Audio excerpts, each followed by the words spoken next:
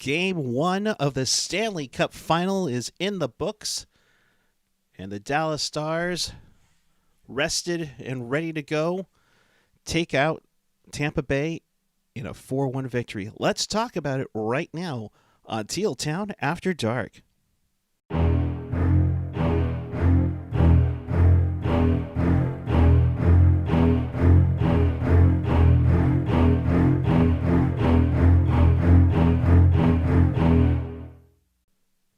Good evening, everyone. Hope you're having a wonderful Saturday night. It is September 19th, 2020. Game 1 of the Stanley Cup Final featuring two former Sharks that were on the team last season are battling out to put their name on Lord Stanley's Cup. We will talk about that and more of this Game 1 on Teal Town After Dark. This is your live and interactive post-game show. Chat with us and fellow hockey fans in the YouTube chat on the page or the app. You can always follow us on the social, Twitter, Instagram, YouTube, Facebook, SoundCloud, Reddit, and of course our favorite, the Discord channel. And of course, for more Sharks content, hit us up at tealtownusa.com. That wasn't supposed to be shown right away. Hi, everyone. It is yours truly, still here in the studio. I haven't left in 50 days. And if you believe that, well, I got some oceanfront property in Nebraska for you. I'm Eric Curry. You can always follow me at PuckGuy14 on the Twitter and the Instagram. Do us a favor already. If you're new here, welcome. Glad you can join us. Do us a favor. Hit that subscribe button down below. Of course, hit that notification bell. That'll remind you when we go on the air. We appreciate each and every one of you joining us this evening as Game 1 of the Stanley Cup Final started off at an early start at 4:30.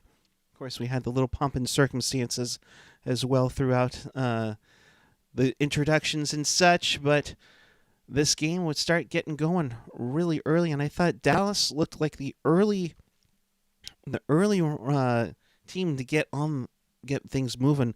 At 5:40, Joel Hanley gets his first NHL goal, and wow, what a way to get your first NHL goal in the Stanley Cup Final. Hanley's kind of been all around of sorts. I think he's been with Montreal among other teams, and something else. Joel Hanley he got the first goal at 5:40 from Rupe Hintz, not Hines. I think Mike Emmerich was thinking too much about ketchup there, but it is the first goal in a Stanley Cup Final played on neutral ice since Marty Pavelich netted the last of 4 Red Wings goals in Game 3 of the 1950 Stanley Cup Final at Maple Leaf Gardens. That's an interesting stat there. Kind of a lot of historic things going to happen in this series, and not the least of which is that this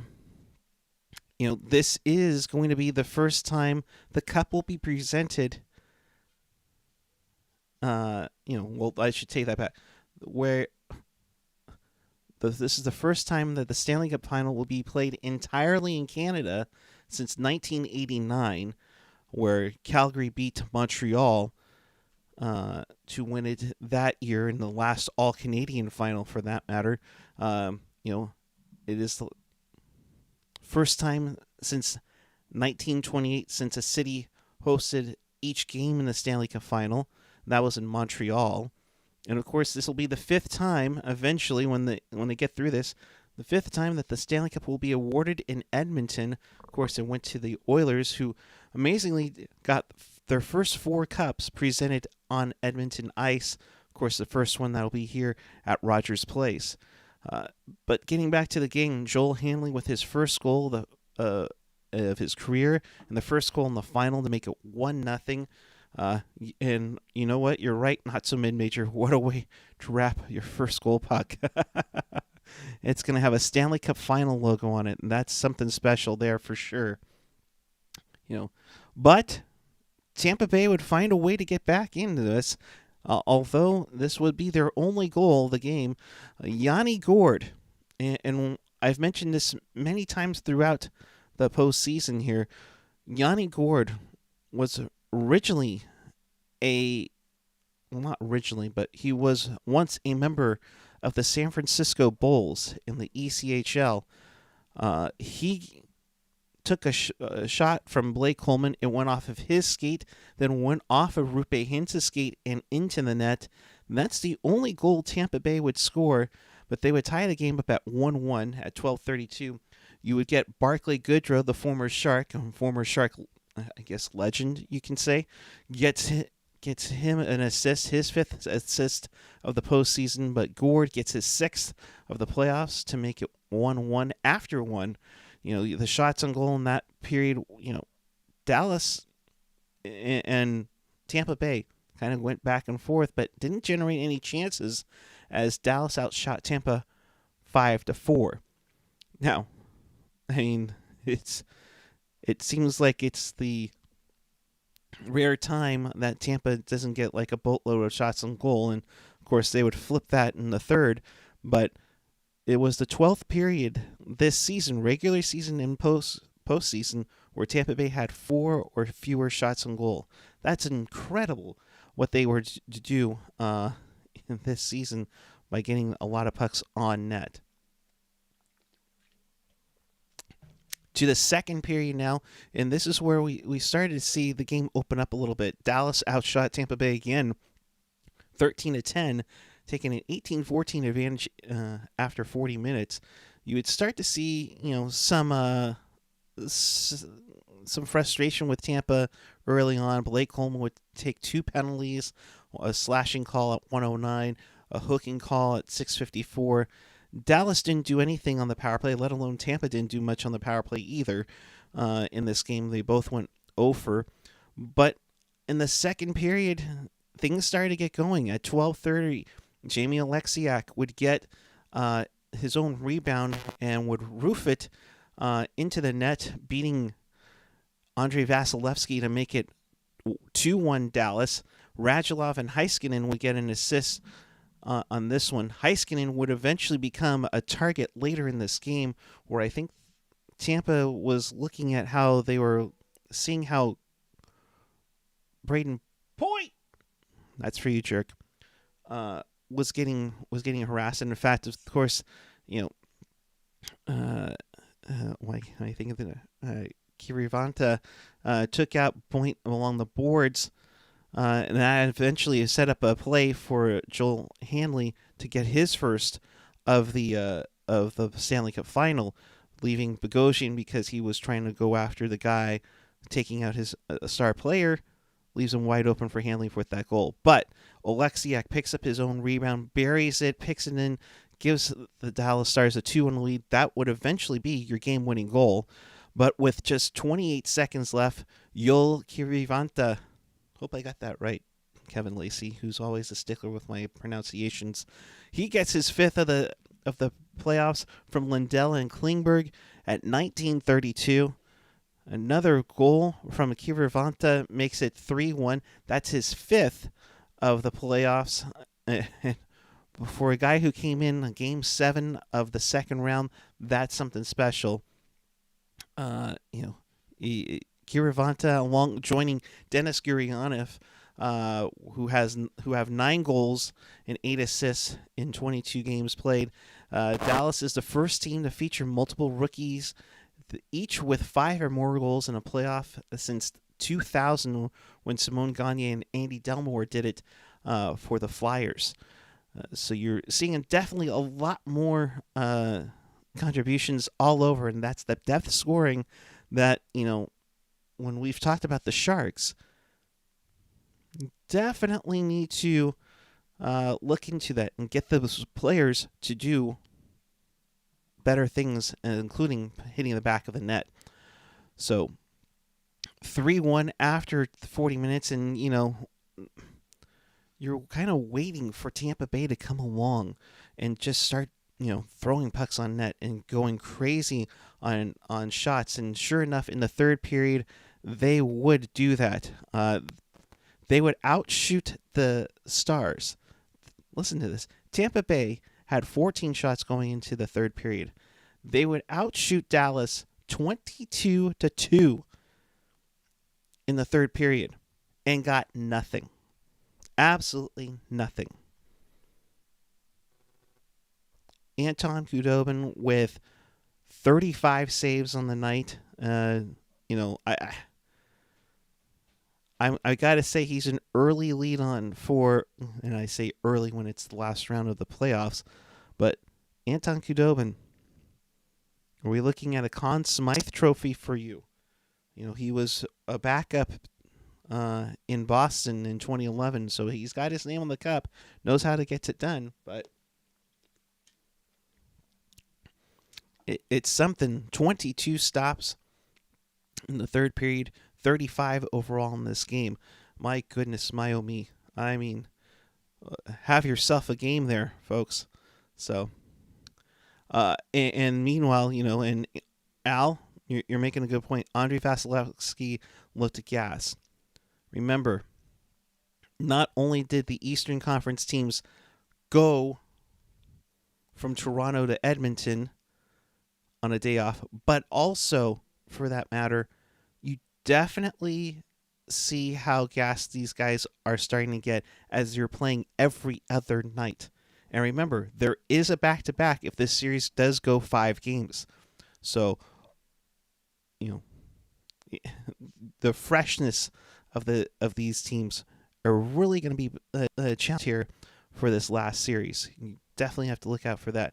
And Vasilevsky, as pointed out by Al, he's played every minute of the playoffs. Rare that you see that. You harkens the days of like Archer's Urbe in the 94 playoffs, where I think he played like 78 games. I believed he had set at the time the NHL record for minutes played by a goaltender. So you definitely got to see that. But Dallas held its own, even though they only allowed 22 shots, and I think it was like 45 shot attempts. It's just been crazy to see. Alan G, friend of the Dallas Stars, that team speed. Yep, they're doing pretty good, and they're up 1-0. Hey, I'm gonna be here throughout the entire Stanley Cup Final, Alan. Go ahead, hit that subscribe button. Tell your Stars friends. My dad actually lives in Irving, Texas, so by all means, hit that subscribe button down below and check all this out. And appreciate you joining us tonight. Thank you very much for joining us on this one. But Tampa Bay just kept throwing all kinds of pucks on net, or attempted to throw all kinds of pucks on net, and just couldn't find the back of it. I mean, Anton Khudobin, and throw in the defense too. The defense took a lot of blocks. The third period, I believe, we had Patrick Maroon take a silly penalty with a 10-minute misconduct, but I mean, 3 penalties by Dallas in the third period. A hooking call, a puck over glass call. Even Sagan got tripped up. Kucherov in the third. It's just, there were chances for Tampa to get back into this, and Khudobin in the defense for Dallas shut it down. And that's what you expect, and maybe that is the freshness of it, that Dallas got, an extra 3 days of rest before the final. That could be a big one down the road. RBG Productions, I'm good. How are you? The Twitter DM is open, so I could send you that mask. So let me know where I can send it, and we'll make that happen for you. For sure. But overall, on the night, Khudobin, number 1 star in the night. Alexiak gets the game-winning goal. He's the number 2 star. Joel Hanley, you get your first NHL goal.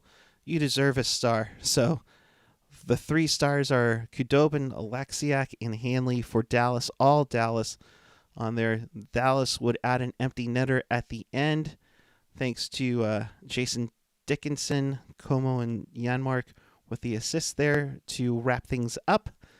And Dallas would win 4-1 over the Tampa Bay Lightning. Now let's check in with our former Sharks on everything. Joe Pavelski, in the winning effort, had no shots on goal. He had one hit, blocked 3, gave away 1, took away 3, and was 62% in the faceoff circle. 18 minutes time on ice, and that led all Dallas forwards on the night here, so you'd love to see it. Joel Hanley, of course, gets that first goal of the game. You would think that gets more ice time, but apparently not. Hanley gets 9:42 of ice tonight. Go figure. It is kind of funny. It's kind of funny. We talked about Gurianov. We talked about Kiviranta. Gurianov had 10:51 of total ice time.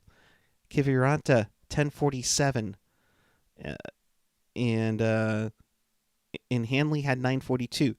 Two of the 4 goal scorers for the Dallas Stars had under 11 minutes of ice time tonight. Gurianov, who scored the Western Conference winning goal, had 10:51 tonight. Definitely, you go from like 10:47 to about, I think, Pavelski's 18 minutes. Kind of a balanced, ice time for everybody tonight. It's good to see, and hopefully that'll keep them everybody fresh. For the Dallas defense, you have Alexiak and Klingberg at over 21 minutes. You have Heiskanen and Lindell at 23. Sakara at 17:05. Hanley at 9:42. So you see kind of a balance there, except for the guy, I guess, playing the Joakim Ryan the situation there. As for Barclay Goodrow, he got an assist tonight on the lone goal from Gord. So he's got another assist in this one. 2 shots on goal. He dished out 12 hits, blocked a shot, and took away once. But it was only 25% of the faceoff circle and played 14:38. I'd have to look up and see if he actually played more than 14 minutes in Game 7 against Vegas. Just saying out there. For Tampa, they rolled with 7 defensemen. Bogosian would have 10:36. Luke Shen would have 8:44. Everybody else, was in the teens, except for Hedman, who played 25 minutes. Sergachev played over 20 on that night. So definitely interesting to see here. Kuz or Kuz 1000, keeping it fresh, sticking to a plan. Not sure what you're looking at, but maybe it's sticking to a plan. Who knows?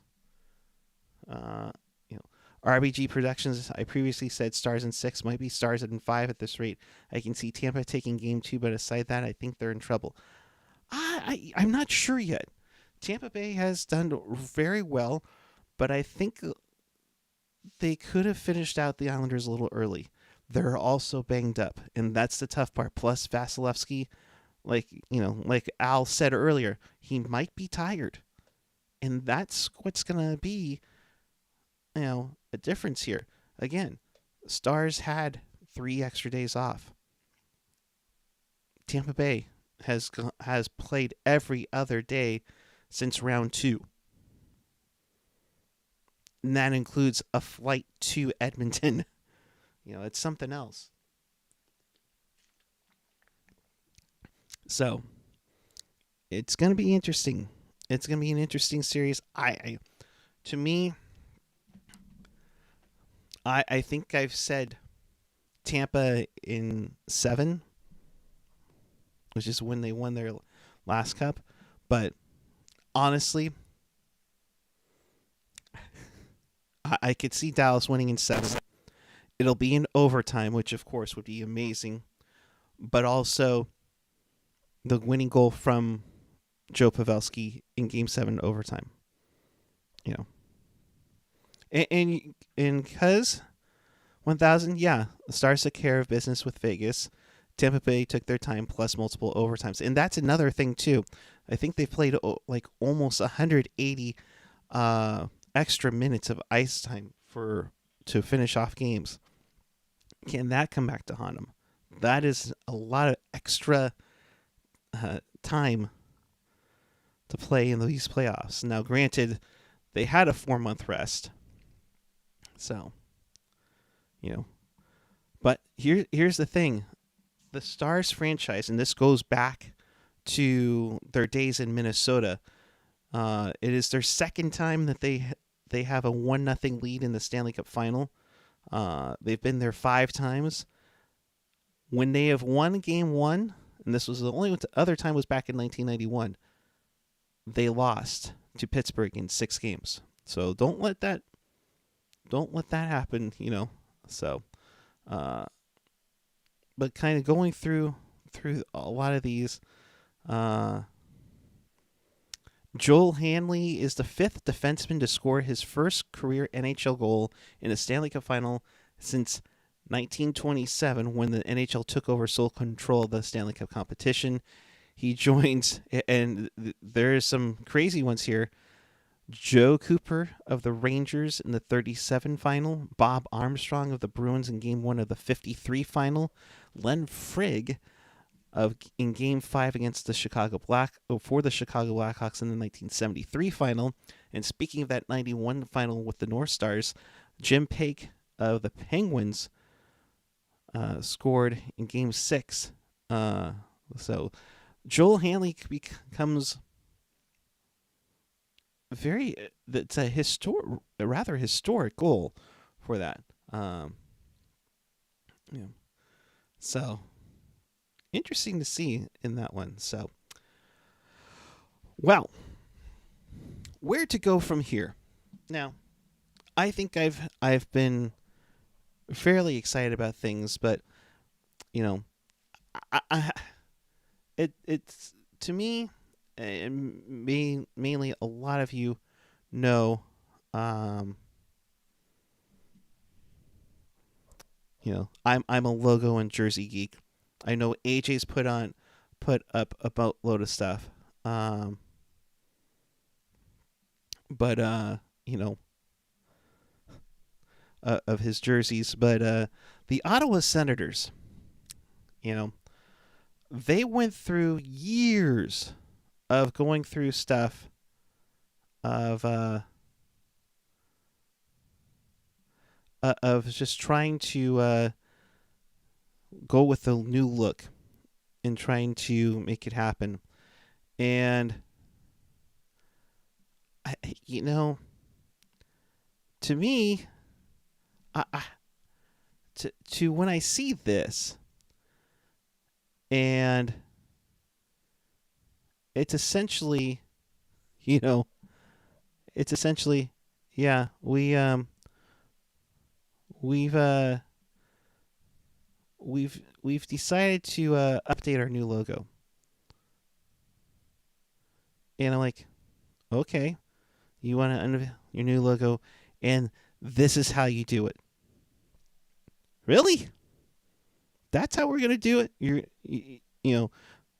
The Sharks 13 years ago had a big old thing about it, and then we get 10-6-20. We're gonna see something like that going on. Okay, gotcha. We can go to our friend from Adidas pointing out that Calgary is on the verge of showing off their new threads, which have been really rumored for months now, and I know Hockey Jerk is super excited about it because they're going to go back to their original style. So, in fact, there you go. Let's see. There you go. And the Flames on October 5th well, you probably can't see it there, but because I'm in the way. But October 5th, they'll unveil something there. Interesting. So, a lot of Jersey stuff coming on. Trust me, yours truly, Hockey Jerk, probably AJ too, will break down some of the new stuff because a lot of this happens prior to the draft. They'll normally hand the jersey over to a player, give him the new jersey, and unveil it. Not sure if how that's going to work this time around. I don't think you're going to actually have the player unveil it, but looks like Calgary is going to head back into their original look, which you love to see. Of course, there's been some speculation that a lot of teams are going to be showing off their new looks. So we'll see. We'll see if the Sharks do anything. They do have a first-round pick. Right now, it's looking like it's going to be for sure either 30 or 31 in that one. And speaking of Ottawa, Rick Bowness was the original head coach of the 90s expansion Ottawa Senators, not to get confused with the ones that played in the 1920s and won a boatload of Stanley Cups. But kind of interesting, full circle. He's going to go from a horrific year in Ottawa in 92-93 to now he's 3 wins away from winning the Stanley Cup. Do you call it a day or do you extend? Do you extend it? I mean, I don't know. I don't know what you can do. But it'll be very interesting to see what goes on in Dallas down the road. In fact, their former coach, Jim Montgomery, was hired by the Blues and as an assistant coach. Of course, he's got major ties to the Blues organization. Also played for the Sharks in the 2000-2001 season, for sure. Let's get to Jersey of the Night since we kind of are touching up on Jersey jargon. Kind of an interesting one here tonight. This is a Sandis Ozolinsh jersey.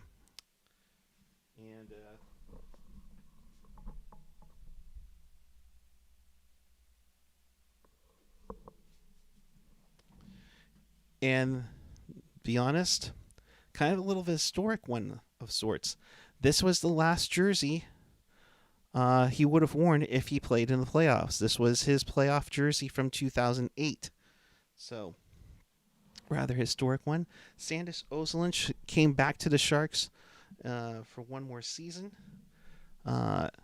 after having some struggles here and there. In fact, I think he was with the Ducks, I think a couple years prior when they went to the Western Conference Final, losing to Edmonton when Edmonton had their crazy run.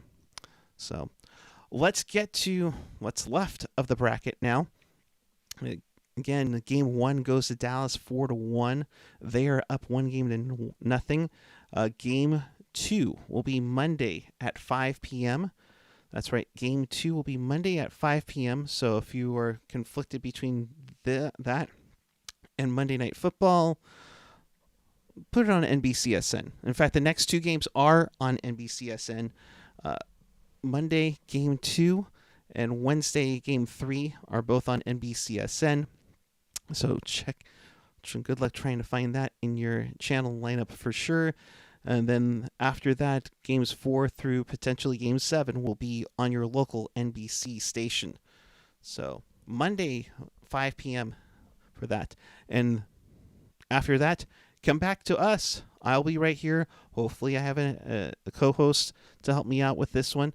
But right now, Joe Pavelski, you are 3 wins away from hoisting a Stanley Cup. Chat your thoughts. And while I wait for your thoughts, if you missed anything and you want to watch this again, check us out on tealtownusa.com or your favorite podcatcher, whether it's Apple Podcasts, Google Podcasts, YouTube, SoundCloud, Spotify, TuneIn, Stitcher, iHeartRadio, and of course, always available at tealtownusa.com. And so, our RBG Productions, my team plays on Monday Night Football. I'm going to have to watch. No. There's not going to be any fans. The Raiders are going to win it. No big deal. Oh, wait, they're playing the Saints. It might be an interesting game. Just put it on DVR. Don't worry. No one will tell you about that score. Come on.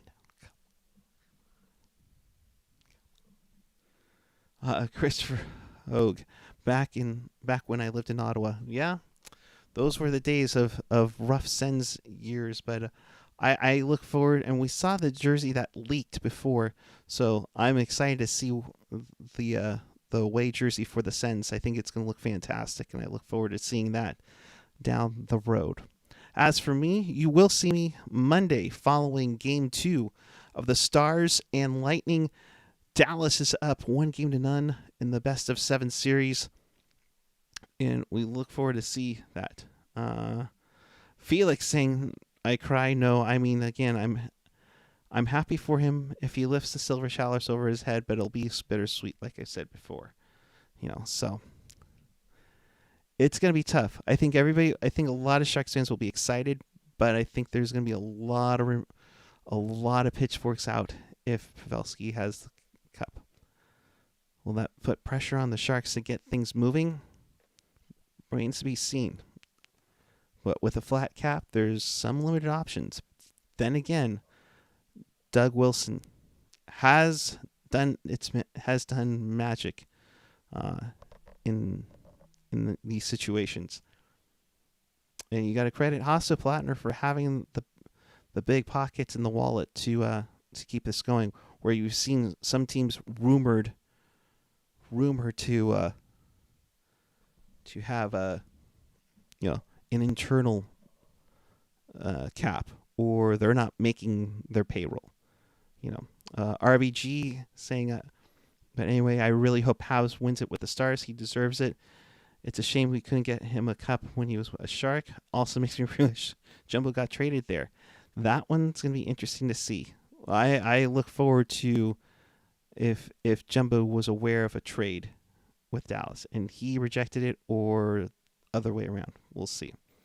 Stephen Day.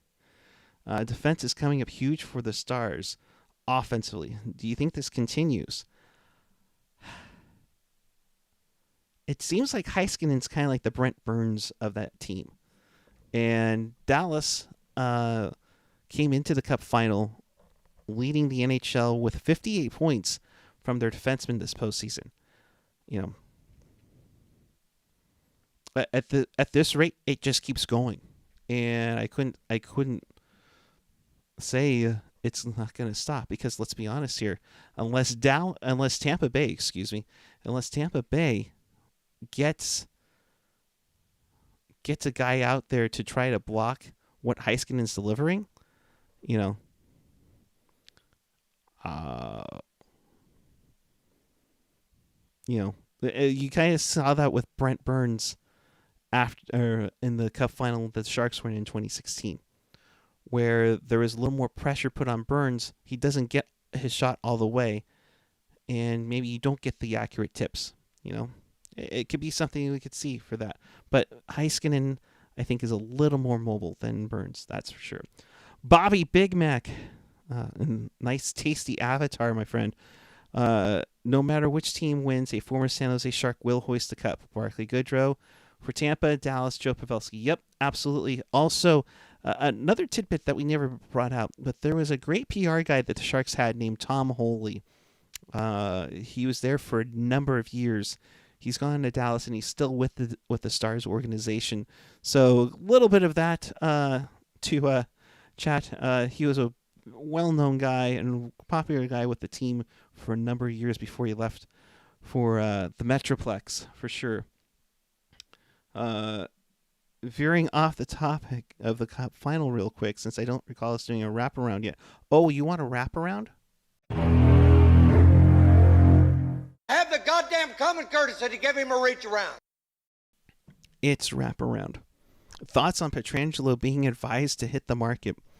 Yeah, this is interesting that the team informed Pietrangelo to hit the market. And granted, I feel for these guys that are going to be on the free agent market, because they could have gotten a lot more if they were a free agent last season, like with Erik Karlsson potentially. I mean, seriously, could have gotten a lot more. I wonder what's going to happen. And what's today? Today is the 19th. Today is the 19th. We got 1, 2, we're about less than 20 or 20 days away from free agency. Once that cup gets presented, there is going to be a crap ton of trades. For teams to get down underneath the cap, or for that matter, to get some cap space and some cap relief, or for that matter, get down to your internal cap, which has been rumored for Florida, maybe Arizona. Who knows for sure? So, all right, with that, I will leave with you. Please, please, please, please, thumbs up for liking this. It gives me some love that I get from you guys and gals. Appreciate each and every one of you. Of course, hit us up on the social. Twitter, Instagram. I'm live gifting the games throughout the game. And check out all our other content. Hit us up with all our interviews, like with Dan Boyle. AJ just interviewed him, along with a plethora of interviews we did during the pause, which we're still on for Sharks fans. Pucknologist will be on tomorrow night, so check out that. And until tomorrow, keep it real, keep it teal, keep it real teal. Thank you very much, everyone. Good night. Megan in heaven, happy birthday, my friend.